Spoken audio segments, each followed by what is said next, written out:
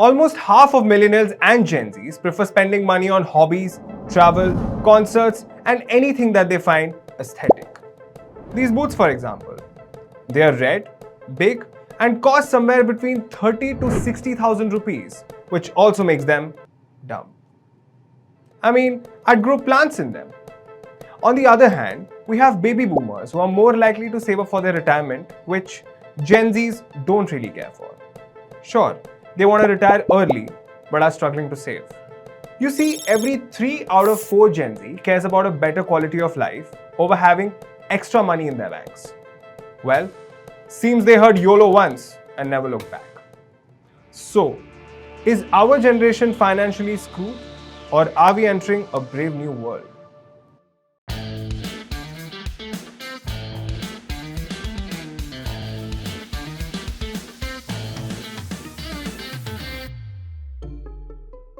Boomer, Millennials, Gen Z, Gen X, Gen this, Gen that are terms coined by the West to categorize different generations so that they can attack the entire generation without calling out each and every person. Saves time. Baby boomers are the ones who were born between 1946 to 1964, Gen X between 1965 to 1980, Millennials between 1981 to 1996, and Gen Z born after 1997. Coming back to the Gen Zs and Millennials are broke narrative, well, there are primarily 3 broad reasons behind this. This, and this. Just kidding. Economic landscape, the debt problem, education cost, and employment are the 3 main reasons. Let's look at the first one. The economic landscape. The interesting thing is that the income has been increasing steadily over the years, and this growth is likely to continue.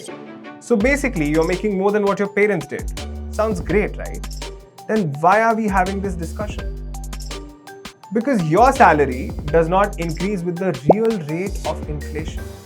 Back in 1985, it took 35 weeks of median salary to own an average home in US. Now it takes 53 weeks to own the same house. In India, this data is not available. But if we look at the post-COVID inflation data in India, young Indians are spending money differently now. For example, the sale of luxury flats are up, luxury cars like Mercedes have seen record sales, and you'd be surprised to know that everyday products are facing demand issue. Modern customers' preferences are evolving for sure, but so is the financial stress. Even though the disposable income is increasing, the net financial savings of Indian households are at a 50-year low. And not just that, a big chunk of Indian millennials are struggling to pay off their loans and are likely to default.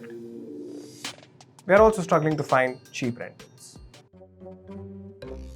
Hey Rohan, इस महीने का rent किधर है? अभी देता हूँ ना. Millennials and Gen Zs can definitely buy a house. But can they afford one? Like our parents who could. But what was so different back then? Well, one reason could be the saving culture that is deep-rooted among the Indians, especially boomers and Gen X, which mostly could have stemmed from the factors like colonization, partition, very limited access to instant loans or investments, inflation, and other cultural values. And colonization not only influenced a saving money culture, but also impacted South Asians' biology. During famines under the British rule, our ancestors adapted to food scarcity by storing fat and burning less muscle. But since everything is in abundance today, we are more likely at the risk of health problems like diabetes and cardiovascular issues. Which means you gotta exercise twice as much as the white folks. Until late 90s, the boomers preferred buying homes using their savings, and they wouldn't even take loans. After the 1991s, that is post-liberalization, things got better. Thanks to this man. There were increased job opportunities which were no longer restricted to government jobs. The cost of living was also low. Government jobs and public sector jobs offered job security and pensions. The age bracket of homeowners also dropped as now home loans were also readily available. So, owning a house seemed more affordable back then. But that's not quite the case now. Affording a house is harder than ever. We saw how sales of luxury flats and real estate spiked post-COVID. Simple economics. Now, the housing prices have outpaced inflation. They have increased 15 times from 1990s to 2023, making it very difficult to afford one. And it's not just the housing prices.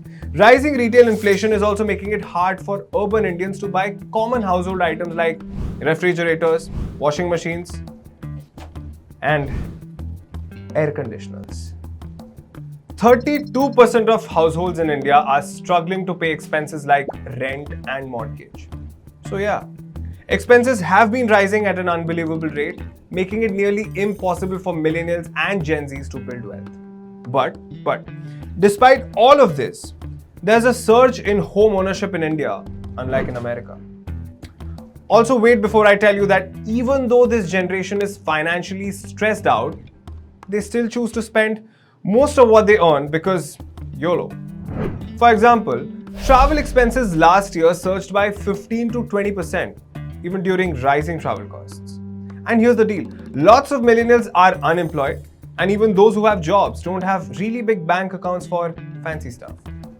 But there has been a significant increase in luxury houses, cars, and other stuff.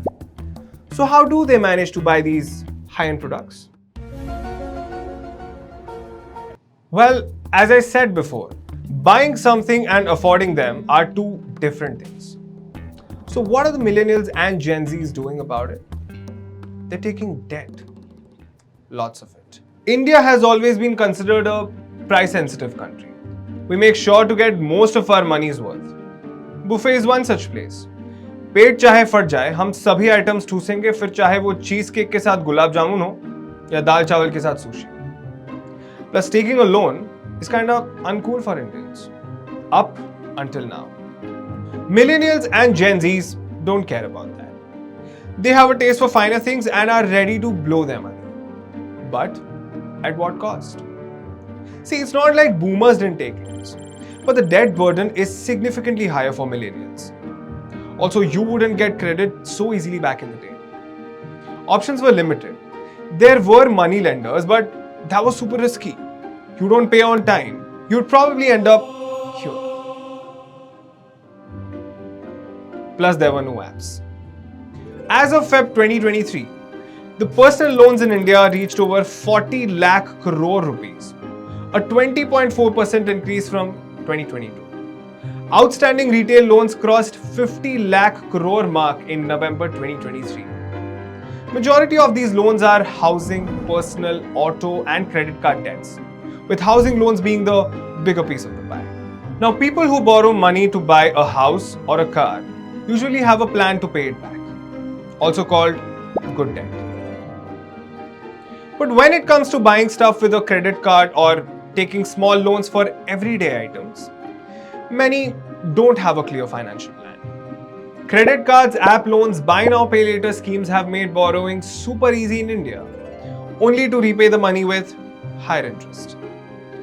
You buy groceries worth 500 rupees on credit one day, and if you still don't have 500 rupees to repay, that 500 rupees bill will become 550, 600 and 1000 in no time. Such loans are unsecured and most people end up defaulting on payments. And that's, my friend, how you get up stuck in debt loop, aka debt trap. But you may ask, Rohan, isn't increased consumption a good sign for the economy? Well, an increased credit-led consumption may not be a good sign. Here's why. See, people are buying more stuff, but it's not because they're earning more or finding better jobs. This increase is mostly because people held back from buying before, and now they're catching up. There's a pent-up demand.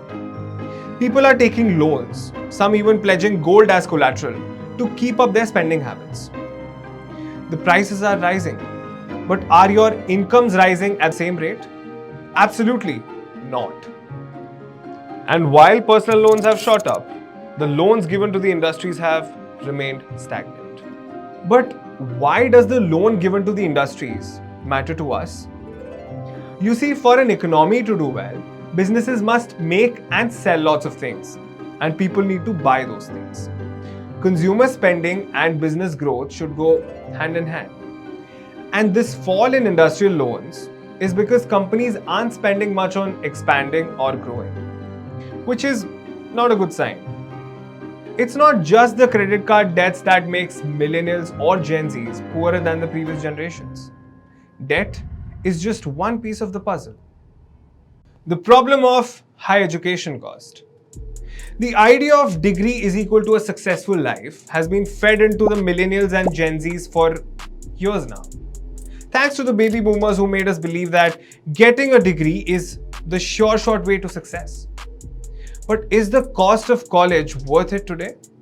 As the degrees have become more expensive than ever. Sure, the college degree is the minimum requirement to get a job these days. But 45% of people under 25 are still unemployed. And despite this gap, millennials and Gen Z still feel the need to get a degree to increase the chances of getting a better job.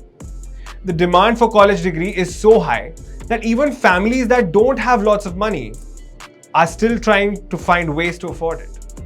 College is a supply and demand issue. Back then, both degree and non-degree holders had decent income. But today, the cost of living has risen and non-degree jobs with good pay have decreased. And as I said, employers today often require degrees for even the most basic skills. These jobs pay better and reduce unemployment risks. So more people are willing to go to college. Colleges know that people are willing to pay more, so they keep increasing their prices without any hesitation.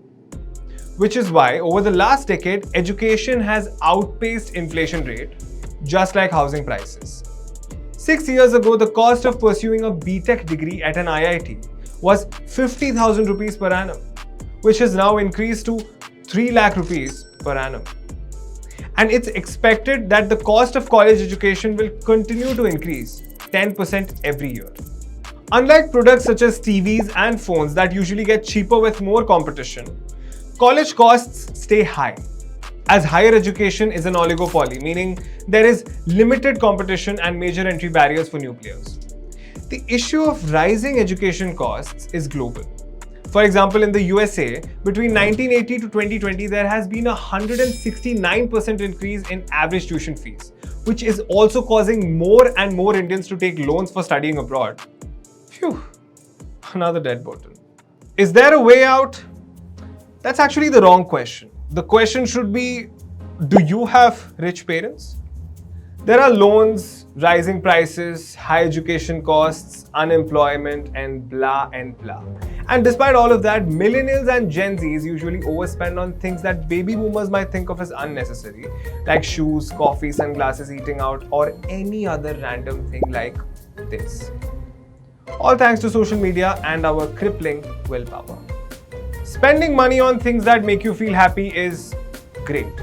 But if you're not able to meet your short-term and long-term needs, since you have no savings left, well, that is problematic. Living on the edge may not always be cool.